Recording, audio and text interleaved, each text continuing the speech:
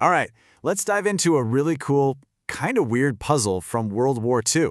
It's one of those stories that just looks bizarre at first, but when you dig in, it's all about incredible on-the-spot ingenuity. So let's just get right to it. Look at this.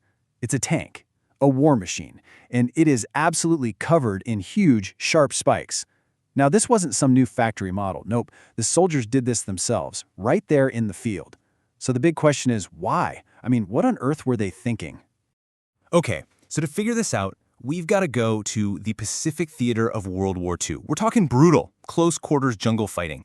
And in that environment, American tank crews were up against a very specific and honestly, a very personal kind of threat.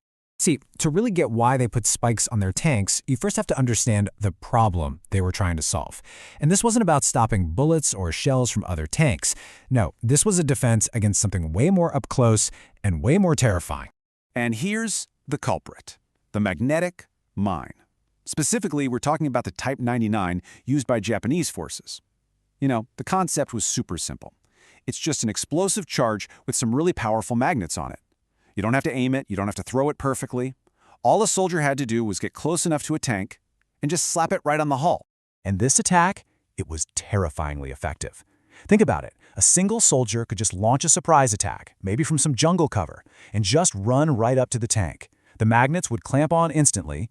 A few seconds later, boom! The shaped charge detonates, plunges clean through the armor, and just shreds the crew inside with shrapnel. A nightmare scenario. So faced with this absolutely deadly threat, the American tank crews, well, they couldn't just wait for some fancy new tech to be shipped from back home. They needed a solution right then and there. And what they came up with was honestly one of the most creative, low-tech, but absolutely brilliant solutions of the entire war. And yep, this was it. They literally grabbed whatever they could find. We're talking massive railroad spikes, big nails, you name it, and they just started meticulously welding them point out all over their tanks. Every single flat surface a soldier could possibly reach was turned into this forest of sharpened steel. I mean, can you imagine the work that went into this? But for them, it was simple. It was a matter of survival. So, okay, how did this whole spiky thing actually work? Because it wasn't just about looking scary, right? The genius of it is that it had a clever two-part purpose, and it really shows you how well these crews understood exactly what they were up against. First off, it's just a simple physical barrier, right? I mean, just try to imagine running up and slapping something onto a surface that's covered in sharp 4-inch spikes. It makes it almost impossible to get a good, flat placement for that mine. But the second part, that's where the real genius is. It created something called standoff armor. And here's the crucial part.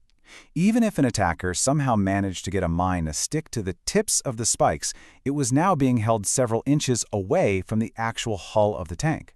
See, these mines need to be right up against the steel to focus their blast.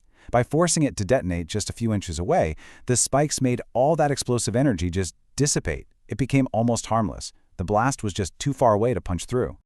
So, when you boil it all down, what we're looking at is a perfect story of innovation born from pure necessity. This wasn't something designed by engineers in a lab somewhere. Nope, it was invented by the soldiers themselves, the guys whose lives were on the line. They had a deadly problem, and they solved it with what they had right there, a welding torch and a bunch of spikes. You know, this whole story is just such a powerful testament to innovating under pressure. It really proves that the best solution isn't always the most high-tech one, right? Sometimes it's just the most clever. It really makes you think, what are the simple, spiky armor solutions that we might be overlooking today? So I'll leave you with this. What's the most clever, low-tech solution you've ever seen for a high-tech problem?